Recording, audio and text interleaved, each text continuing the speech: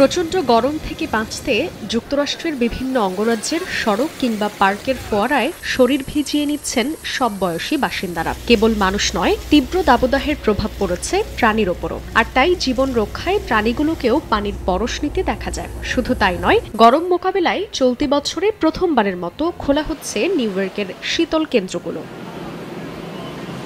যুক্তরাষ্ট্রে প্রতিনিয়ত আগের রেকর্ড ভেঙে বাড়ছে তাপমাত্রা। টেক্সাস, অ্যারিজোনা সহ ১৯টি অঙ্গরাজ্যের রেকর্ড তাপমাত্রার পূর্বাভাস দিয়েছে আবহাওয়া বিভাগ। উত্তর পূর্বাঞ্চলীয় ও মধ্য পশ্চিমাঞ্চলীয় অঙ্গরাজ্যগুলোর ৮.৫ কোটির বেশি মানুষ গরমের উচ্চ সতর্কতায় রয়েছে। বলা হচ্ছে, Philadelphia, new Hampshire, new jersey, Connecticut এবং মেইন অঙ্গরাজ্যের শহরগুলোতে অচিরেই তাপমাত্রা অতীতের সব রেকর্ড ছাড়িয়ে যাবে।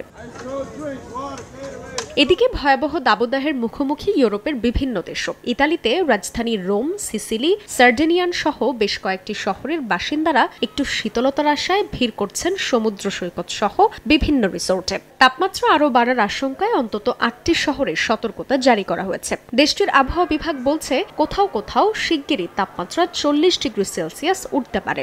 নগদের কাছে সব গ্রাহকই প্রিয়, তাই তো সারা দেশে ক্যাশ আউট চার্জ সবচেয়ে কম।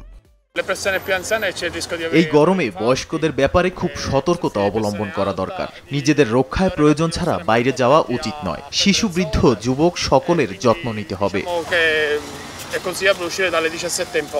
দাবদাহ অব্যাহত রয়েছে ফ্রান্স, স্পেন, গ্রিসেও। শুধু ইউরোপে নয়, চলমান এই দাবদাহে রেহাই নেই এশিয়ার বিভিন্ন দেশেরও। ভারতে গত ১.৫ মাস ধরে তাপমাত্রা ৪০ ডিগ্রি সেলসিয়াসের বেশি থাকায় অসহনীয় পর্যায়ে পৌঁছেছে গরম। একটু স্বস্তির খোঁজে আইসক্রিম সহ বিভিন্ন জুসের দোকানগুলোতে ভিড় করতে দেখা যায় রাস্তায় বের হওয়া মানুষদের। জানা গেছে, দেশটির উত্তরপ্রদেশ, পাঞ্জাব, হরিয়ানা, চণ্ডীগড়ের কয়েকটি এলাকায় তাপপ্রবাহ অব্যাহত থাকতে পারে আরও কয়েকদিন। এছাড়া তীব্র গরমে পড়ছে চীন, পাকিস্তানও। পরিস্থিতি মোকাবেলায় এরই মধ্যে বিভিন্ন স্থানে জারি করা হয়েছে সতর্কতা। বিশ্বের বিভিন্ন অঞ্চলে তাপমাত্রা বাড়ার জন্য জলবায়ু পরিবর্তনের বিরূপ প্রভাবকেই দায়ী করছেন বিশেষজ্ঞরা। জান্নাতুল সাদিয়া, সময় সংবাদ।